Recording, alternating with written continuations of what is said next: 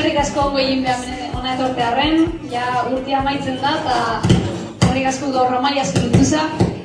Bueno, pasan egin fizikai bat euki gendun, eta hongun amaia handiko fizikai bat dakau gehuaz, da segurena guntako askontzako nahiko zaunera gai batei buruz ondo zuen. Segurena guntako askontzako ez ezagunean guztiz, grafeno ningunun berben eskuberak, bera berez Bergararra da, eta Donostiko Unibertsitatean kimikako karrerie ataban, eta 2002an Glasgow doktoretzi atata gero, medikuntzan aplikazioik dakarren mateixaletan ataban doktorau, postdoc morun, bi Europar proiektutan parte hartu dau, impresio molekulardun polimeru atalin izan di horrek proiektuk, eta 2004an Ferrin farmazeutiken azizan biharrin, farmakun kudeaketako sistema diferentik garatzen. Gero ja 2010an grafenea enpresa sortu zen, eta ordundik gaur egune arte bertan zuzendai zientifiko morun biharratzen dago. Seguruna nahi damazte gauzako zela gaur ikasteko, beraz berrien motzat erdi, eskerrik asko Amaia, eta nahi zurin gaur. Eskerrik asko. Atzaldeon, Gabon iuntzeon danoi, eta guztoko jaten hastia eskerrak emoten, Eduardo Zabalai, gonbidapena gaitxik, azkenian, eta, zientziaren gitzak elkarteai, bolako jardunaldixak organizatzearen, zientzia pixkat herritarrei gisa gerturatzeko. Eta gaur, grafenua buruz ingo berba, lehena nire bizitzan inoan lana pixkat beste material ezberdinekin, eta kimikaria naiz, baina grafenoa dauka pixkat bixak, kimika eta fizika. Orduan, hau da pixkat gaia, gaurko itzaldixena, zer da grafenoa, ez? Pixkat, nola aurkitzu zen, azkenien historia nahiko politxa dauka, hori kontaukotzu bai. Zer gaiti da hain material interesgarria, daukan propiedade gaitxik. Eta horre bai, izangotu ez zeintzun dien propiedadiak. Gero, produkzioa edo ekoizpena puntu igual industrial batetik, berbetan, industria azkenian nik itxen dolan grafenean da enpresa bat, eta grafenean sortzen ditugu grafenoko laginak saltzeko. Azkenian enpresa batek diruen bideo, orduan sortzen ditugu grafeno laginak saltzeko ikerlariei. Eta ikerlari honek dare, unibertsitateetan edo bai enpresetan, baina ikerketarako momentuz. Produkzioa esplikauko, guk zela ekoizten dugu grafenean, eta zelako lagina, eta ekarri dut adibide batzuk, grafenoana, gero negozue deskantzuan ikusteko. Gero aplikazioa, nun erabilideik grafenoa, ez? Eta erabiltzen da nun baitzen, hori gaur ikusiko gu. Eta bukatuko ondorio batzukin. Orduan, grafenoa definitzeko lehena pentsatu dut igual aproposa esatia pixkat eskala, ez? Pixkat definitzia eskala eta batez be nanoeskala. Orduan gu gizakixo, hor ikusten duzu hemen, metrotan mugitzen da, ez? Gero, jaizten eskala horretan beruz, daukogu milimetro batekoa da arkapusua. Ez bastante txikixoa, izona baina. Gero, hor, bajauta geixa, daukogu bakteria bat, Escherichia coli. Hori da mikra batekoa. 10⁻⁶ metro, bastante txixoa. Geixo geizten daukogu gripearen virusa, daia 1 nanometro, beraz, nanoeskalan gare bat. Eta transistorea zer da? Transistorea, pentsatzen dudan jakingo duzuela, baina da ordenagailutan komponenteik garrantzitsuena da transistoria. Ordenagailua piztu eta hemen dautzen dago, ez? Eta datuak transferitu. Teoria da 32 nanometro. Beraz, nahiko txipixa. Eta hau da, gizakekin jago transistoria. Gero, geixo bajauta daukogu DNA-aren helize bikoitza. Eta hori da nanometro bateko. Eta hidrogenoaren atomoaren diametroa 0,1 nanometro. Eta, nun kokatuko dugu grafenoa hemen? Grafenoa da oso fina, materiale bidimentsional bat. Eta bere loditasuna dago, DNA-aren helize bikoitzaren erradioaren eta hidrogeno atomoaren diametroaren artean. Beraz, nanometroan baino mehagoa da. Eta gero esan gotu esan bat, bere lodiera. Grafenoa da karbonoaren alotropo bat, eta zer da karbonoaren alotropo bat izatea? materiale bat, karbono atomoz bakarrik osatuta dagoena, ez? Eta ez dago bakarrik, adibidez diamantea, karbono alotropoa da, karbono amorfoa, fulerenoa, nanodiak, grafitoa, eta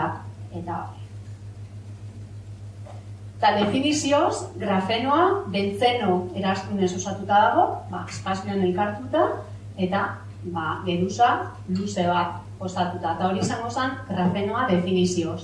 Zan dut, atomo bateko lodiera bakarri dauka, eta da folio bat, baino, milioi bat aldiz mehaua. Eta bere logitasuna 0,345 nanometro. 0,3 nanometro. Oso fina.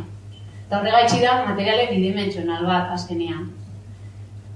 Eta hemen eskala, 0 dimentsiotik 3 dimentsiotara zela pasau behinke. Badibidez, hartzen badu grafenoa eta bola batin daukagu fulerenoa.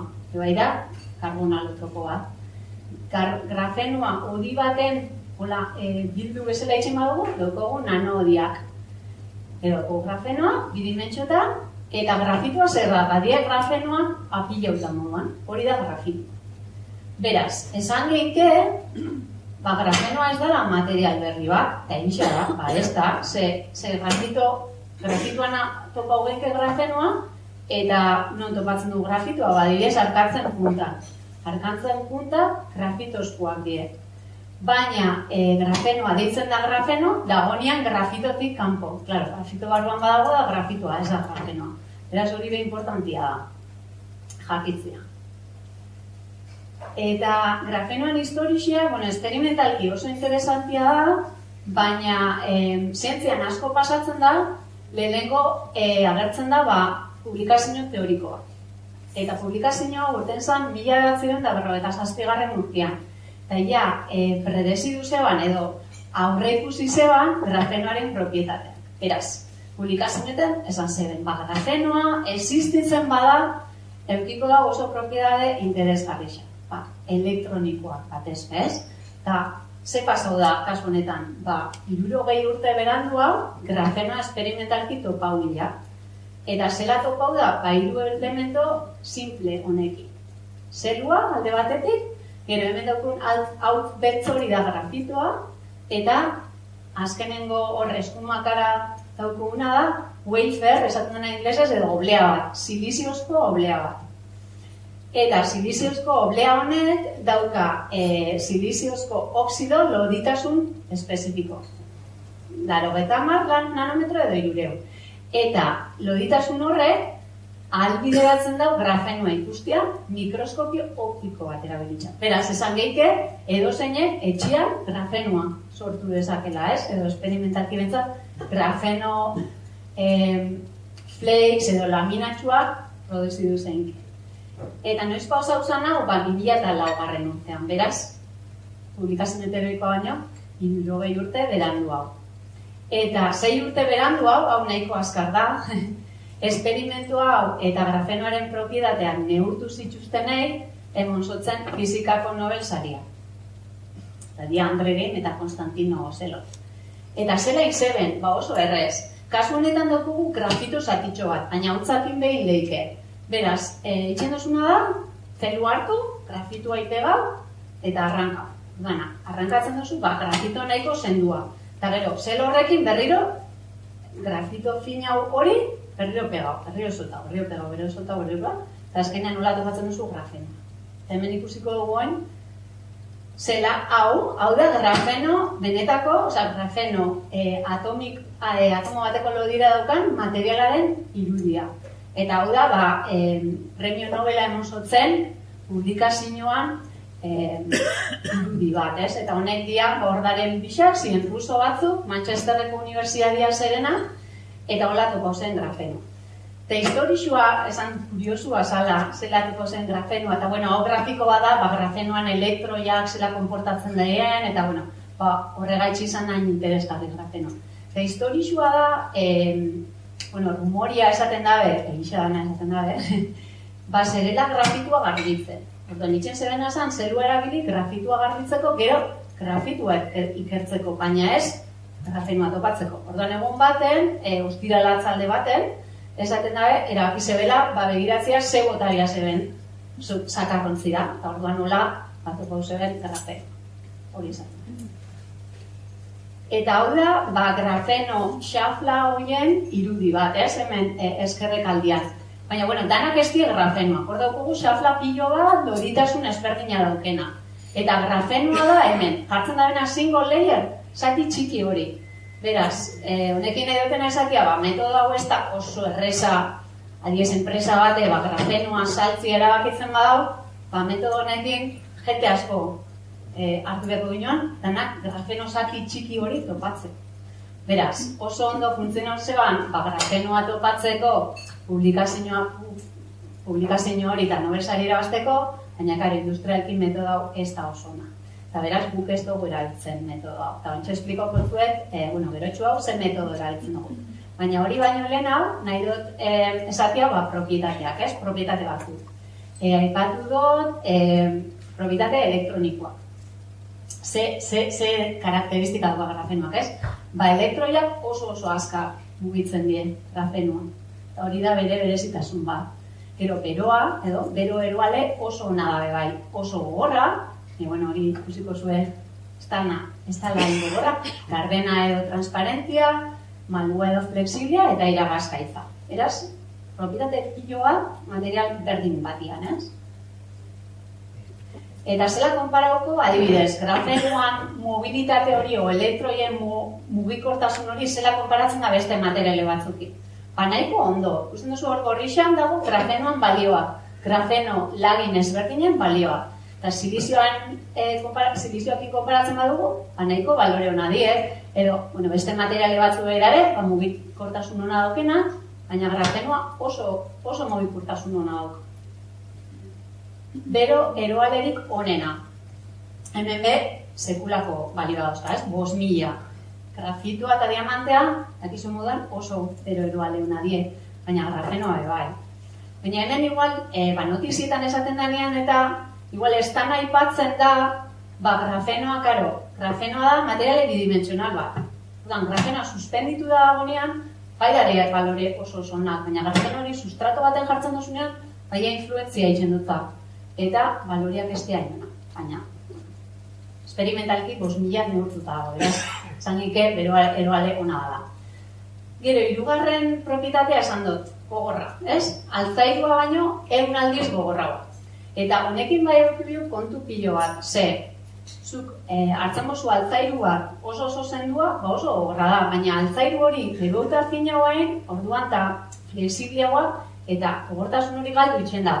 Beraz, grafenoa gogorra da, bai, atomo bateko lodia daukalako, baina benetan oso fragila da, eta guk ikusten dugu hori, laboratorioan lanien garenean, kontu asko dukidea grafenoa manipulatzerakoan, esateko, ez? Beraz, hau, katuan irudi hau, hauertu zen premio Nobeleko dokumentuan. Baina, esaten teorikoki, metro karratu bateko grafenoa amaka batek, 4 kiloko katua eutxi dezake.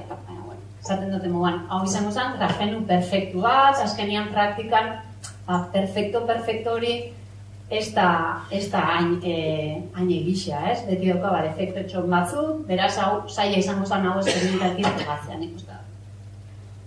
Baina, teorikoki, indeike. Esan dut, flexiblia eta gardena, edo transparentzia, ze azkenean hain fina da, klaro, zu baukozu zerbait lodisa, argi gehiago absorbatuko da. Baina grafeno hain fina izen da, oso argi gutxi absorbatzen da. 2,3 bakarrik argi bizibila. Malgua, zerbait itzen duzu altzairua oso fina itzen duzu, bai, flexiblia da. Grafenoan kasuan iguala. Iragazkaitza. Hemen inzeben esperimento batzuk, eta helio atomo bakizue oso atomo txikia da, eta ez izan pasatu grafeno sare honetatik. Beraz, nahiko esperimentalki neurtuta hau, baina oso area txikixiak. Agien ez eguan defektorik, eta baina bai oso sare zendua da alde horretan. Eta ekoizpena oinez, grafenean zela sortzen dugun grafenoa, esan dugu metodo hori ez, teluan metodua, baina hori ez da oso industrialki aplikagarria, esan genke, Beraz, grafenean, bi material ezberdin sortzen ditugu. Gaur, adibide bat bakarrik ekarri dut, baina, esplikatzeko, bixak esplikauko zuen. Eta metoduak sailkatzen dira bi taldetan bezala. Grafitotik hasten bazara, eta sortzen baduzu grafenoa, top-down, eta gero bestea bottom-up, karbono atomoak estrukturatzen die gainazal batean, eta grafenoa sortzen da. Eta ontsa esplikauko zu ezela. Hemen grafenean, bi borobil handi horret erabiltzen dugu. CVD grafin, eta ontsa esplikauko zu euskera zedan, eta chemical exfoliation. Beraz, pasen, pixkanaka. Esfoliazio mekaniko edo kimikoa. Guk erabiltzen dugu esfoliazio kimikoa. Zena dago esatia honen. Hemen dago grafitoa, kapa pilo batekin, eta kimikoki egiten dugu reakzio hau, grafito hori, hemen daukagun grafeno oksidoa sortzeko. Beraz, jartzen ditugu oxigenoko grupoak, horrek itzen dabe xafla horrek banantzia, eta lortzen dugu atomo batoko lodiera duen grafeno oksidoa. Eta honek ze formato, ze itxura dauka, bada hautz bat, hautz beltz bat. Grafitoa da hautza bebai, igualola grisa moguan, eta hau da beltza. Orduan, hori da guk sortzen dugun produktotako bat. Gero, grafenoko geruza uniforme eta luziak sortzeko bi metodo dare. Silizio karburoaren sublimazioa, eta hemen hartzen duzu, horrek die wafer edo oblea marroi horrek, die silizio karburoko waferrak. Berotzen dugu piloak, 1500 gradutan, silizio atomoak sublimatu itzen dira, eta grafenoa sortzen da sustratu horren gainean. Eta hori esan guzetak, eta guk hau erabiltzen. Eta zaitxik ez, gure kasuan, inginuan zenbakixak, eta ikusi ginuan, sustratorrek oso garestisa ziela $4.000, 1 milimetroko oblea bate. Beraz, pentsau ginuan, grafenoa sartzeko ikerlariei, igual oso grafeno garestisa dengo jaun. Horregatxik erabak ginuan, beste metodo honekin, CVD esan dutena edo, lurrun deposizio kimikoa. Eta hau, zela funtzionatzen dago. Dugu reaktore bat, eta bertan sartzen dugu katalizatzaile bat. Beraz, reakzioa ikeko katalizadore bat erabiltzen dugu. Normalian da, kobrea. Reaktore baruan sartzen duzu kobrea, igotzen duzu temperatura, 1000 gradu edo, eta temperatura 1000 gradutan dagoenean, gas bat sartzen du. Eta ze gas da hori? Ontsa ikusiko zuen. Bada, metanoa. Eta minutu batzutan, minutu gutxi batzutan, 5 minututan, ja, daukogu grafeno geruza hori katalizatzaile horren gainean. Eta baina irakutziko zu eta argazki bat.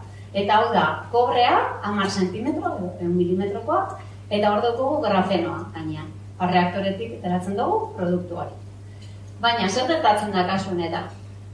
Grafenoa esan dugu eroalea da, baina pobrea ere bai. Beraz, grafenoa nahi dugu ikertu, pobre hori kendu indio. Eta egiten dugu transferentzia prozesua deitzen dana. Eta bakarrik da, pobre hori disolbatzea. Baina hori inaurretik, inbio grafenoa babestu. Erabiltzen dugu polimero kapa bat. 60 nanometro edo 1 nanometro PMMA, eta da polimetil metakrilatoa. Eta horrek laguntzen dau, grafenoa ondo mantentzen. Eta hemen ikusten duzuen lauki handi hori da grafenoa flotatzen kobrean disoluzio baten. Eta ikusten dugu grafenoa, PMMA kapa hori daukalako. Bestela esan ikusiko. Eta ez badugu jartzen polimero hori, grafeno hori babesteko, apurtu itzen da. Beraz, altzairua baina aldiz gogorragoa, bai, baina, karo, azkenian hain nahia da, ez da hain erreza materialen moduan honekin lan itxia.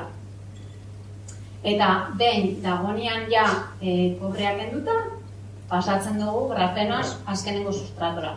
Eta indeike, sustratua olain, eta esaten dago eska, arrantzatu, sustratoak enetorre eta grafenoa hartzen duzu sustratoan. Eta hemen ikusten duzu, ez dakit ikusten duzuen, baina lauki txikixo hori da grafenoa. Eta kasu honetan daukogu beste xafla oblea bat, eta grafeno hori da lauki hori moduan. Baina hau daia PMMA kenduta, beraz, ikusi itzen da, daukogun sustratua gaitxik. Eta hori garri do lagin bat, ez da hau justo, baina honen antzerako bat. Zuek ikusteko gero grafenoa benetan.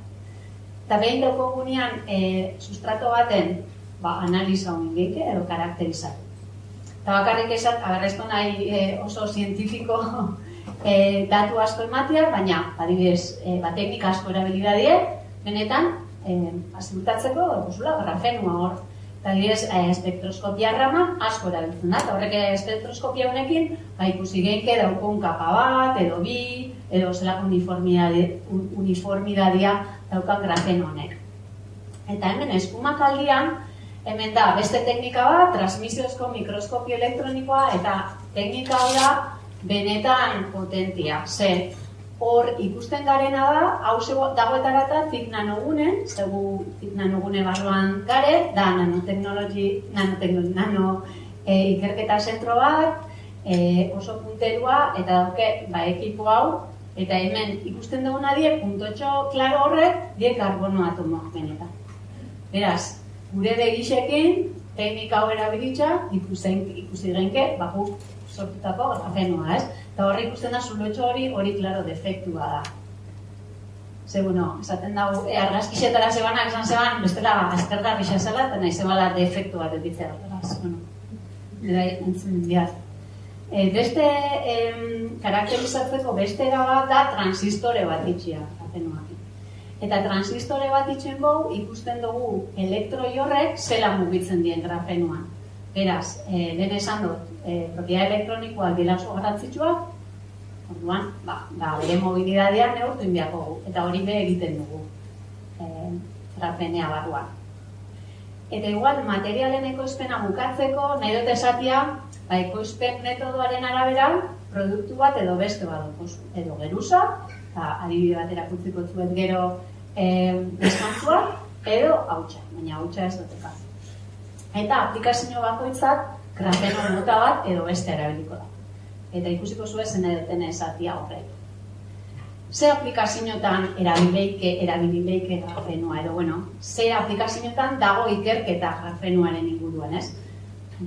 Egixe esan askotan. Eta bakarrik adibide batzuk hartu dut, zuei pixkat erakusteko, nun erabilileiken, edo nun dagoen ikerketa grafenoaren inguruan, energian, pixkat, bioteknologian, optoelektronikan, elektronikan, sensoretan, ingurumenean eta kompositetan. Eta adibidez, energiaren adibide hartuta, metatzen edo baterietan, nun ikusti geike grafenoa, ez, etorkizunean. Ikerketa asko dago adibidez anodoan, eta katodoan ere bai. Eta oina zidabe bai, publikazioak urtetzen, membrana elektrolitua banatzen daren membrana horretan bai grafeno erabiltzen. Eguzkiko zeluletan, daukan funtzio bat elektrodo transparentea bezala. Hor nahiko ikerketa asko momentu honetan dago publikatzen horri buruz. Bioteknologian adibide bat hartu du bakarrik, ze pentsaukat nahiko ilustratiboak dala. Eta da, DNA-aren, edo ADN-aren sekuenziazioa. Zergaitik da grafenoain interesgarri aplikazio honetarako grafenoain fina izen da, zeike oso poro txikiak, nanoporoak. Eta zue pentsako, eta zetako biun nanoporo bat, azken esan dugu, DNA oso fina da. Beraz, poro txiki badugu, DNA pasau inleike poro horretatik. Eta grafenoa esan dugu, daukala propiedade elektronikoa, beraz, dukin genke sekuentzia den ADN hori edo DNA hori. Eta zela, sekuentzia bakoitzak dauka propiedade elektriko ezberdina. Beraz, grafenoa konduktoria izan da, ikusten dugu, seinalia aldatzen sekuentzia horren arabera. Beraz, posiblea izango zen ADN-aren sekuentziazioa. Baina, gero ikusiko zuen nungaren aplikazio honetan, baina gero esplikotzen ez da inerteza. Optoelektronikan, igual ikusi duzuen notizietan, pantalla malguetan edo flexibletan, ez? Grafenoak zentzuekiko zebala. Eta optoelektronikan, badidez fotodetektoretan. Horbe, bastante lan kare, gutxen eta beste jente asko bebai. Sensoretan, zergaiti da grafenoa hain interesgarria sensoretarako? Dana gaina sala dalako. Orduan, edozein gauza jartzen duzu gainean, gas molekula bat edo biomolekula bat, horrek molekula hori sentidu ingo dago, ez? Eta horregatik esaten dugu grafenoak sensoreetan aplikazio asko diko dagoela. Eta azkenian, igual, esaten duzu, eta sensoriak nun erabiltzen die badanian, adibidez mobiletan sensore piloa dauko eta gero eta gehiago nahi dugu, ez? Temperatura, nahi du mugimenduan sensoria, nun garen, ez? Hortana sensoriak. Beraz, grafenoa izango da oso materiale interesgarria aplikazio horretarako. Eta ingurumenean, adibide hau, elegitu dut, ur filtrazioan. Lehen esan dut nanoporuak, ez? Geruza hain fin-fina izen da, poro txikisakin lehik ez. Zuk adibidez, badokozu altzairu sendo bat, horrezin duzu poro txiki bat, izenki poro handi bat, baina ez txikisa. Beraz, ideia da hemen ere nanoporo horrek erabiltzia eta poro batin bakarrik ura lagatzeko pasatzen. Eta beste molekulak, ez. Beraz, horregaitzik grafenoa interesgarri da alde horretan. Kompositeetan, zuk erabiltzen dituzu aditiboak, komposite horren propietateak hobetzeko. Propietate elektrikoa, konduktibitatea emateko, edo termikoak, edo mekanikoak. Eta hemen bastante lan publikatzen da grafenoa kompositeetan. Eta zein da gaur egungo egoera aplikazio ezberdin honetan? Egisa esan ez dago produktuik ondiokan merkatuan. Azkenean materiale berri batek asko tardatzen dago merkatura heltzen. Eta hartzen badugu baterian adibidea, badi dagoela enpresa bat, estatu batuetan, dela pare bat urte, zanzeban, merkaturatu dio grafenoan baterixak. Eta guztu merkaturatu zebela, baina ez dago oso garbi grafenoaren abantaila, aplikazio horretan. Beraz, igual da demonstrator edo prototipo bat, baina ez da benetako produktu bat, bentsat gure eritziz. Eguzkiko zeluletan, hemen siliziozko eguzkiko zeluletan, ikasten da, edo, ikerketa itzen da grafenoa, hori elektrotransparente moduan, esan dutena. Baina tamalez hemen, presioak hainbeste jaitsizien, eta hemengo ikerketa, grafenoa siliziozko zeluletan bastante jaitsi da. Zelula organikoak, jakingo duzue, honeko, azkenian, ikerketak hasian dare ondiokan, grafenoa igual erabilileike, baina etorkizunean ez momentu honetan. Eta ADN-aren edo DNA-aren sekuenziazioan nun gare. Nanoporoak indie grafenoan, ikerketa talde ezberdinek, honek justo gure kolaboratzaile batek publikazio batetikoa die, eta egin izan aldie nanoporo txiki-txikisa. Beraz, ez dago gaizki. Eta DNA pasau da, baina ez da sekuentzia ondiokan. Azkenean hori nahiko prozesu komplejua. Baina, horre gauza badiazte pixkat aurrera. Pantaila malguetan, hemen arazo ondixena da, oin dauko mobilak ez dira malguak. Beraz, grafenoa flexibilia edo malgua izan da, mugikor malguetan ekiko zen zentzua, baina nola handiokan ez daren merkatuan, torkizuenean gertauko da, batez mugikor malguak urtetzen badira merkatura, baina bestela igual ez. Azkenean, oindaren mugikorrak rigidotan erabiltzen den materialea oso ito deitzen da, indiotin oxide. Horren arazo bakarra da ez dela flexibilia. Beraz, mugikor flexiblekin, grafenoa ikuste dugu hor zentzu asko ikuko da bela. Baina gaur egungo mugikorekin, ez da inona. Zer dago materiala oso ona da. Fotodetektoretan hemen prototipo bastante indie, eta guk uste dugu hau da ICFO, Bartzelona onduan dagoen institutu bateko argazki bat, eta gure grafenoa, asko kolaboratzen du berekin. Eta hau da azkenean health monitoring, odola, pultsua, ritmoa neurtzeko prototipoa. Eta guk uste dugu, hau izango da lehenengo aplikazioetako bat merkatura helduko dana. Eta hor, oin da momentua, esateko enpresa importantiak konbentzitzeko momentua da. Baina, itxura hona doka horrek. Biosensoretan ere enpresa asko dare. prototipoak itxen. Baina, bueno, momentuz ez dago produktu komertzialik ere, baina, bueno, guk uste dugu bai hemen bastante zentzudukiko da bela. Eta azkenengo bi adibidetan, ur filtrazioan, hemen bai indie nanoporo pilo bat. Hor, hor jartzen darena, hori da, grafenoa zulatuta, zulo txiki-txikixekin, baina milimetroko aretan egin da. Azkenean, karo, nanoporoak itxeko biosun teknikak oso garesti xadie, beraz, ondiokan, ur filtrazio grafenoak egin, ez da bihar pasauko, ez? Bastante tardatuko da. Eta igual, momentu hona da, oain gelditzeko, eta nahi da bena daukat 3 lagein, baina, bueno, baten onduen ikusten da grafenoa, eta hor, Eduardok dauka, osea, negozue gerturatu, eta gero jarraitzen dugu beste zatixaki.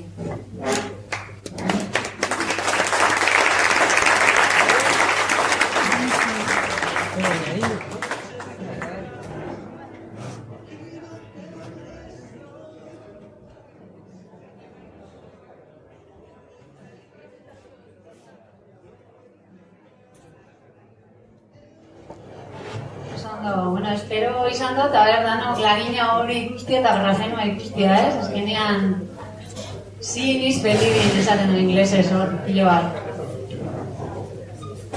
Eta oin jarraitzeko, nahi neban aipatzia Graphene Flagship. Eta zer da Graphene Flagship esan duzue? Hau da, proiektu bat, Europakoa, mega proiektu bat esan geike, Europak idea dena inberti du €1.000.000, 10 urtetan. Azkenean normalean, Europako proiektuak esaten dira txikixegoak, hemen dare 155 sozio, eta gu proiektu honen barruan gare. Eta segaitik nahi neban hau aipatzia, azkenean oso garrantzitsua da, Europa dago, apostatzen, ez? Grafenoa gaitxik, eta grafenoan aplikazio horrek, pixka aurreratzeko, merkaturatzeko, esan gehiak, ez? Eta hor, gu sozioa. Baina zein da gaur egunoko grafenoaren merkatua, ez? Zezu galdetuko zuen, esan dut, nik saldu itxen du grafenoa, bai, ikerketarako. Beraz, ikerketarako bada, merkauan nahiko txikixa izango da. Eta, igual numeroak ez dozu ondo ikusten, baina 2016an pentsatzen zen, merkatu hori zala, €12.000.000. Eso que estamos, hori asko da. Baina ez da asko, materiale baten dako aplikazioa badauka, 12 ez da esebe. Benetan izango zen asko zondixoa. Honek, esatien nahi dozku, grafenoa ikerketa fasian dagoela benetan. Ze enpresa bat, adibidez Samsung, mobilak itxen da bena, Samsungek esaten dau, ez dala juten merkatu berri batera, merkatu horren tamainoa, $1.000.000 baino txikixoa bada. Beraz, 12.000.000 oso txikixa da. Azkenean, grafenean, eta grafenoa ikoizten enpresek, ez gare hemen gaurko merkatua gaitxik, baizik eta zeratorren, ez? Eta espero da, merkatu hori, aplikazioekin, benetan handitzia. Eta, azkenean, pazientzia faktore importantia da materiale berdizekin.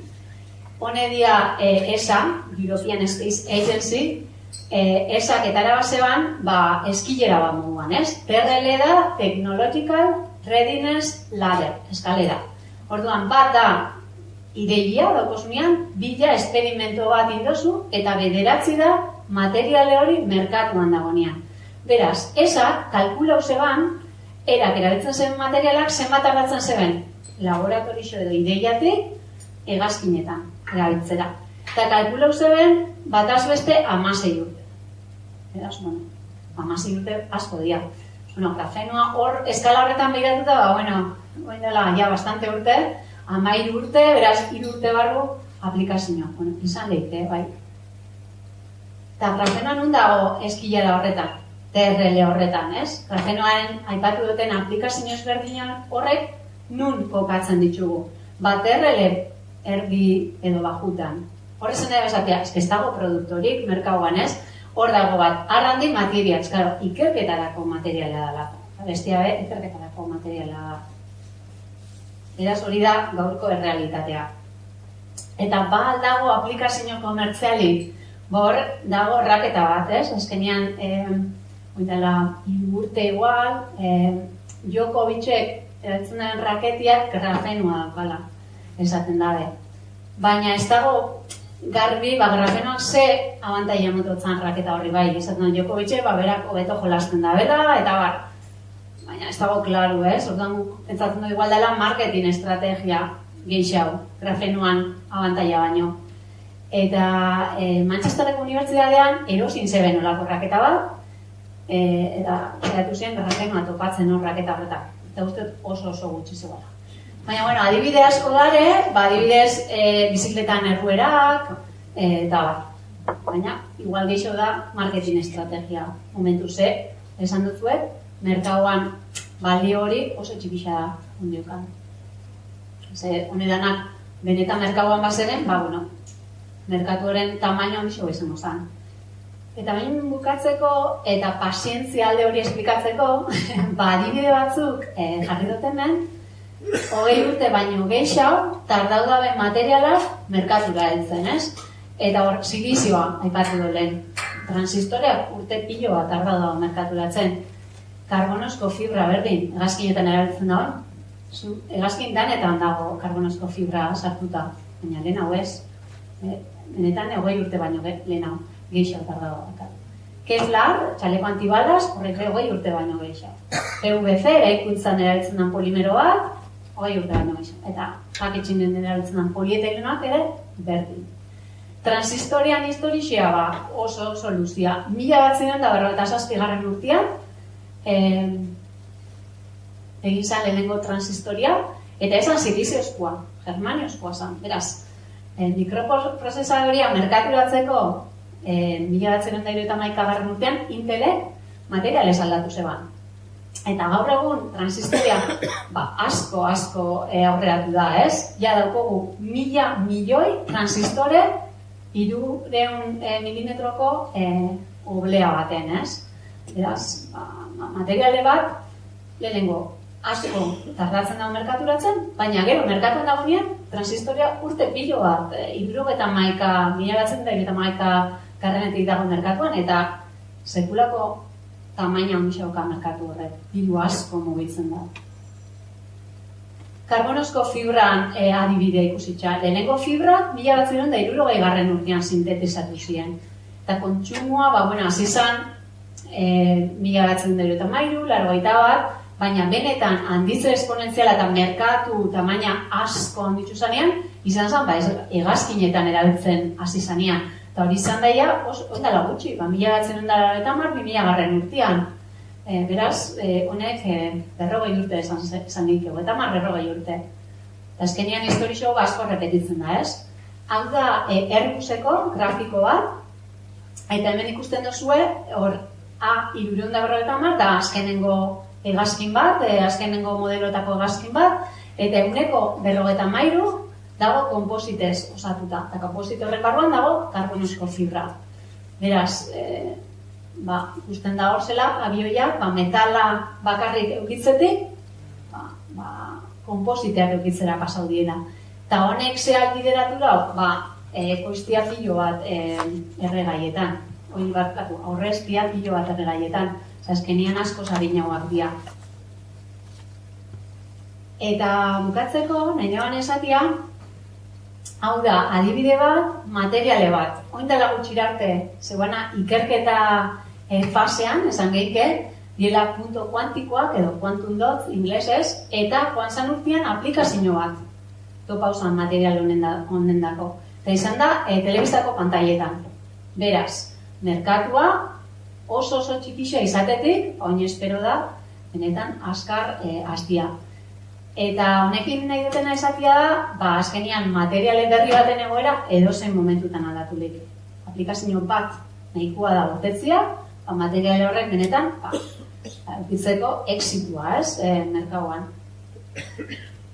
Eta ondorioak, grafenoa buruz, espero dut, ikusi duzuela, azkenean, benetan aparteko materiala da, aplikazio askokin, etorkizunean, baina, karo, danak be ez dira merkatura helduko. Eta hori, nahi neban pixkat, grafenearen historixiakin bukatzia. Grafenea hasi zan oindala 7 urte, 7 eta erdi isa, 2010an, Eta nanogune barruan gare, erakutziko zuen irudi batzuk, Sigma Aldrich ez dakit ezagutzen duzuen, baina da, zientzilare danek, materiale bat nahi baduzu ikerketarako, Sigma Aldrich erazoiaz. Eta enpresa oso handixak, eta Sigma Aldrichek saltzen ditu gure materiala. Gero Repsolek, €1.000.000 inbertidu zeban oindalaia 4 urte, 2013an, eta, Grafin Flagship horren bertan sozioa da, eta, azkenengo urtean, nanoguneko laboratorixoa txiki gelditzen jaun, eta beste laboratorixo batera mugidua. Entxera gutziko zuak argazki batzuk hor headquarters, Donosti, eta Applications Laboratory daukogu salmenta bulegoak, estatu batuetan, MIT eta Harvard oso onduan. Baina batez bezan, igual, estatu batuetako jentiak gure material erosten zebanean, ordaindu behar zeban, pilo bat impuesto, esela, fronterizo, eta hori kentzeko estrategia bat izan zen, hori, bulegoana. Orduan, nanogune barruan undikan laborategi bat daukugu, baina gure laborategi handixena dago Miramonen. Miramon Technology Parke Teknologiko, hortxe bertan. Eta honedi argazki batzuk gure instalazio berrixena. Badukugu salatxuri bat, azkenian zergaitik behar dugu salatxuri bat, hautz partikulak, transistore txiki bat itxen dozunean, kriston arazua da, ez? Hautza da handixoa, transistoria baino, beraz biozu salatxuriak itxen da bena da, oso partikula gutxi egotia ambientian. Eta oso lagin garbixak edo hautz barekoa produzitzia. Eta gero, grafeno, esan dut, oxido de grafeno, grafeno oxidoa, daukogu reaktore handi bat oin, gehiago ekoizteko bertan. Eta salmentak, enpresa txiki bat ga, azkenian gure salmentak ez dio oso handixak, zerotik igotzia erreza da, baina aurten espero dugu €1.600.000 itxian, ez da asko, baina poliki-poliki, oiaz? 24 pertsona, hemen ez dara argazki danak, baina, bastante pertsona bat. Piskat informazioa produktuei buruz, hemen ez dut espliko, baina ikusten duzue, hau da, hautz bat modua uretan dagona. Beraz hori da, grafeno oxidoa. Beste produktu batzu daukogu, grafeno oxidoaren antzerakoa, funtzionalizautuakoa, eta bar luze bat, presioa behetxin du, hasieran oso garezti sartzen ginoan, baina, karo, bakizue, eskaldia handitzen duzunean, horrek albideratzen dau presioa jeiztiak. Eta beste, hau erakutsi duzuen geruza honetan, grafenoko geruza honetan ere, produktu ezberdina daukugu. Berdin, orain, azten jat, hau nahi dugu merkaturatzia produktu berri bat, diela grafeno transistorea. Ikertzaileen dako, baina, grafeno transistorea inja. Eta horrela adibidez biosensoretarako, ingenke eren esperimentua, baina transistoria inda dago. Hori da ideia bat. Eta hemen berdin, hau da daukogun 2. reaktorea, 3. argazkisa hor gare, eta, uste dut, jazta. Eta eskerrik asko.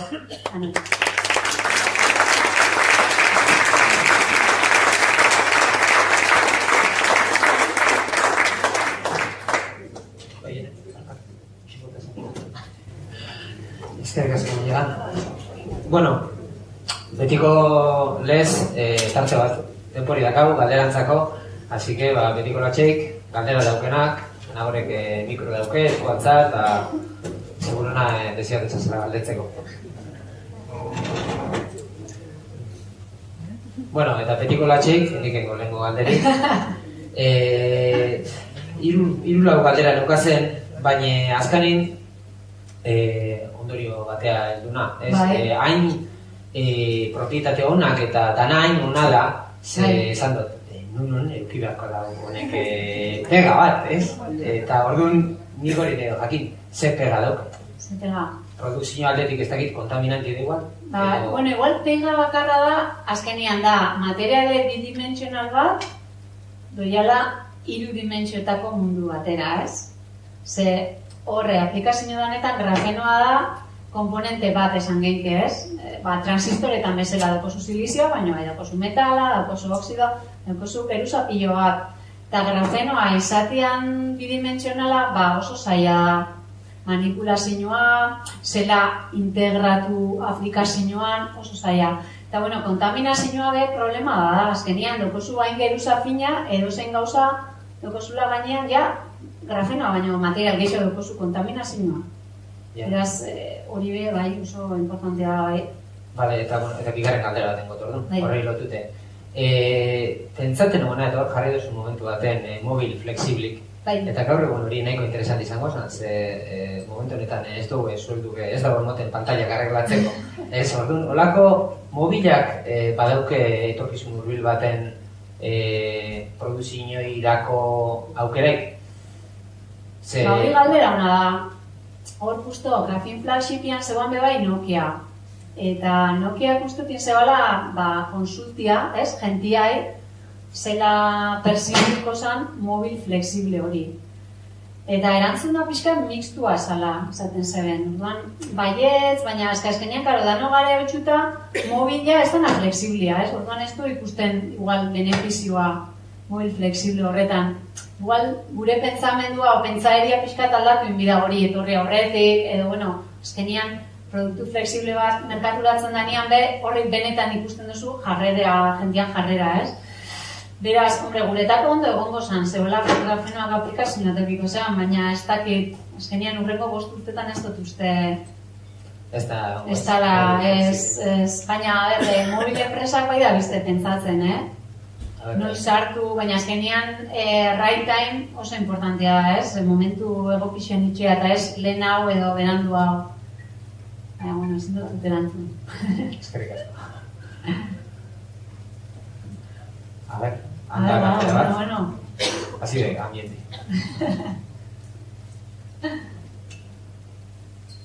Atzaldeon.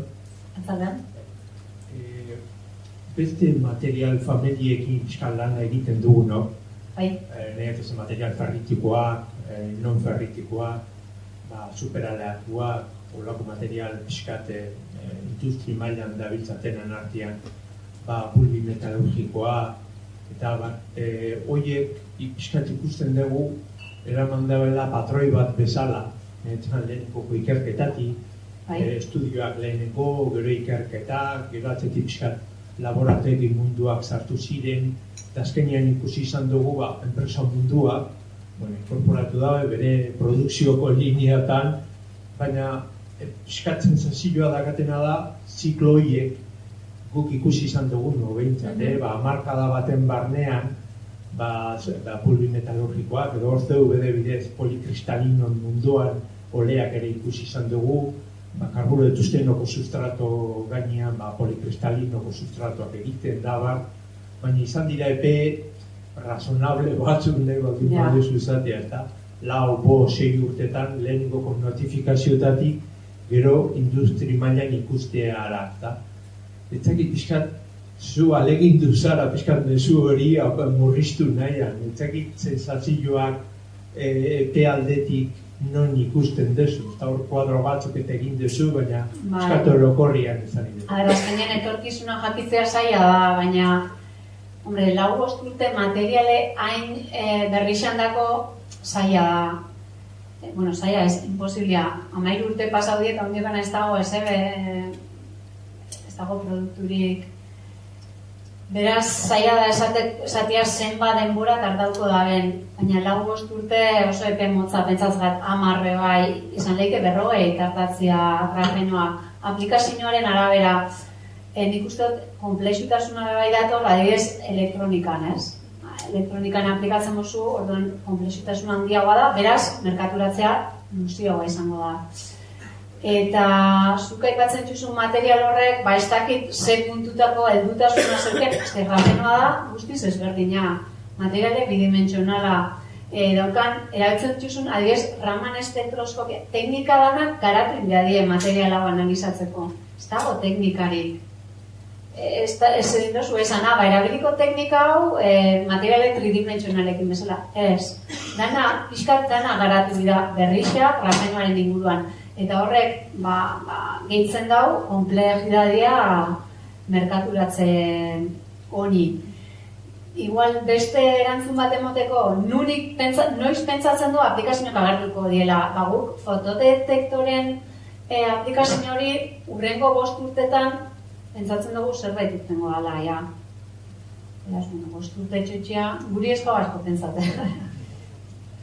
Baina, pazientzia eukidea ordala, ikusi du. Eta, gure inbertzori ere, azkenean, eta noizta, datorren urtean, abizta erresa hori manejatzea. Nahi da, Beste galdera bat akau? Haupa maila. Mirari zentzu. Mirari zentzu. Irakorne ban, erantzune ban, posible izan mutxakela, eta denbora batek, zinioaz dora soroztiki, grafenoaz bebai, azurrak izate etxe.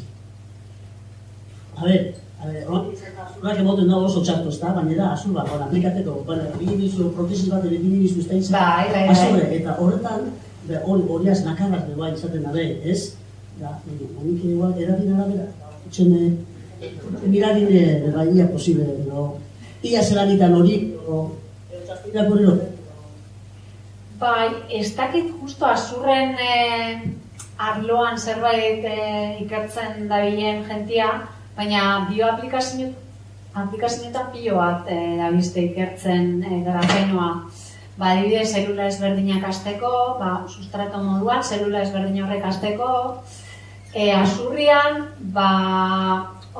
grafeno daukan arazo bat edo, la material berri badan, biozu clinical trials, ez? Clinical trials, lehenko animalixetan begiratu, haber kompatibilia dan, eta gero pertsonetan. Eta horrek komplexutasuna jartzen dau, eta merkaturatzea lusatu itxen da. Baina ez dut ikusten zaitxik ezingo izan dan horre aplikau, ez? Baina azkenian bebai bioaplikazioetan materiale bat bakarrik ez da erabiltzen die biru, bakoitzak bere funtzioa betetzeko, azkenian ezurran biakozu beste aditibo batzuk, baina zango neban, erabili, etorkizunean igual erabiliko dala.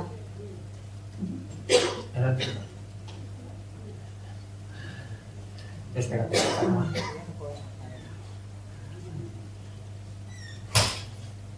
Arratzaren, gaur egun aborrizki hori horrek asko esatzen dugu.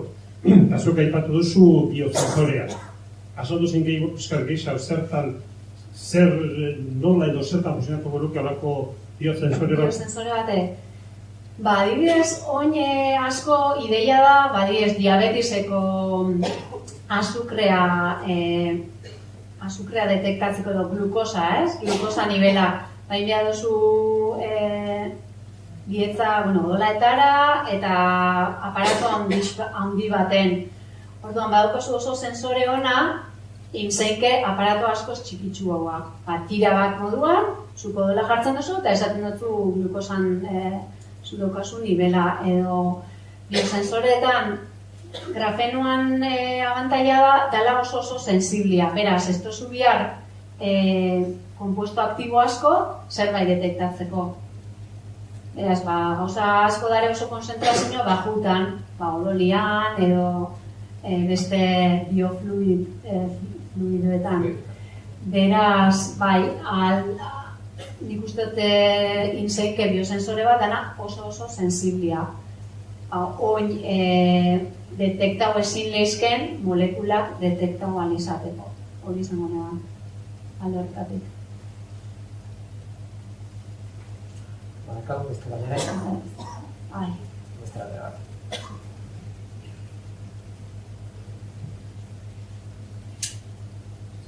Hola, Alzalde. Bueno, niri lo que me llama la atención es algo de material bat, atomo bateko lorierako biharra zelan egiten, zelan manipulariken hori industrian. Osea, como sensore, horrela kutzizun horren laguten hori ondora, horre pinik gauzatxo eta como sensore biharretzeko balde, baina beroi metro kuadra bateko plakien eta kato bat esartzeko, igual ez da izango hori horrako erreza, ez da? Ez da. Ez da etorriko, da horren arabera gero, elitzakeen biko, en el futuro, zango, beroi grafenu, beste material batzukin kapetan ez propiedadik aumentateko, beraz, sendotzeko bakarrik, beran manipulazioi. Hor galdera honen jozu, da puntu osona, grafenoa beti doia sustrato baten gainean.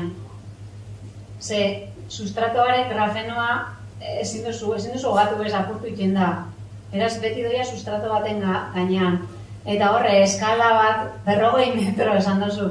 Nik uste shelf-like conditionera, indabe, 1 metro grafenoa, teorikoki 1 metroko rollo bat moduan, inda dago. Sustrato baten gainean, beti, Baina, bai, industrialki hori sekulako zaintasuna dauka grafenoa 40 metro horretan, sartetan manipulatziak. Bai. Eta gero beste puntu bat esan duzuna hori, grafenoa beste batzukin kombinauta. Bai, horbe ikerketa pilo bat dago jendia itxen, grafenoa beste adibidez korrosinua. Antikorrosion bezala, materiale bat protegitzeko, beste metal bat, korrosio hori sortzeko. Beraz, bai. Bueno, nik beste galdera bat. Bai. Zeia kuriosidade ikatika itxesta. Eta, zuk esan duzu elektronikan daukela aplikazio grafeno. Eta, konkretamente transistorak aipatu duzu. Zein desberdintasun silizio transistore bat eta grafeno transistore batena, baina hurrengo sentidu, elektronikako CPU bat garatzeko orduan horrek ematen dago zer, abiadura gehiagoan ematen dago zer. Hori da, galdera zaila errez erantzuteko. Ze grafenoan berezitasun bat ez nahi sartu horretan, baina ezingo dau behin behar silizioa reemplaza ordezkatu hori da. Ze ezin dozu hemen dago. Grafena transistore moduan ezin dozu hemen dago. Beti dago beti on. Beraz, ez dago ezingo zeban bete funtzio hori. Eta transistoreak esaten ditu beste transistore mota batzuk ez logikoak, baizik eta analog transistor. Hor da gehiago grafenoak zentzuekiko zebana. Ez gaur egun esaten da ez, azkanin CPU batek dauken, profesore batek dauken ahalmena mugatute da ja ez, publikatzen da eta paralelizatzen da. Eta ez garai baten aipatu zen grafenoa, prozesadorak. Baina ez, justo itxeko transistore moduan ez, adibidez metal moduan itxeko bai, beti martxan dago. Beraz, kobrea ordezkatzeko transistoretan, eta kobre kapapillo bat erabiltzen die, CPU baten, hor igual bai ikiko zen zentzua. Itxeko kobre hori finaua, grafenoak. Apuntata. Eskerrik asko. Bai. Bueno, beste galdereik badako? Bueno, mila bakotxe beranera ez, baina bizikletako gurpil bat erakutsi zuen karbonosko ari zen. Zer desberdintasun dago karbonosko arizpi batek eta grafenu, azken fikin ezazu grafenu bera bez, karbonotik eratorritxe dala. Bai. Orduan, zein desberdintasun, zein abantaili dakarrena grafenuko azpitzen? Esaten duzu karbonosko fibra, ez? Bai. Karo, karbonosko fibra, horra, argazki bat erakutsi dut, ez? Txenda, guazen ikustera argazkixea. Hemen, ikusten duzu, hemen karbonosko fibra da, oza, fibratako bat, eta hau dago, maila bat egin, ez? Zer? Maila bat dela egin. Maila bat, hori da, eta maila horrek emotetza gogortasuna, karo. Konparatzen hau grafenoakin, ez dauka isa materialei, 0,3 nanometro honek irabazitzen dut da. Grafenoa, seguro hori. Beraz, zentzua eukiko zeban, grafenoa honekin batera kombinauta, baina ez hau ordezkatzeko. Baina honekin kombinauta, baiz, adibidez, karbonosko fibrak direkzio baten askoz, mekanikoki askoz aulagoa die, beraz, direkzio hori hobetzeko, mekanikoki propietateak hobetzeko, grafenoa sartu zeinke aditibo moduan. Beraz, hor bai dauka zentzua, baina ordezkatu ez oso materialekina da. Bueno, galderak eixo bezala, txalo bat emango gero batzen guztau, eskerrik asko,